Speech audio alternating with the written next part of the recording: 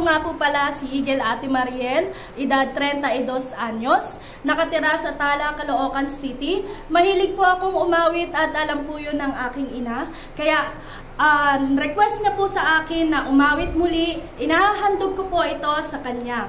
Sana po ay matulungan niyo ako mag-views, mag-share, at mag-like, at wag pong kalimutan ang mag-heart react. At para may panalo po natin ang laban na ito, kasama ang Team SGA Singing Contest, Sing It with a Heart. Thank you!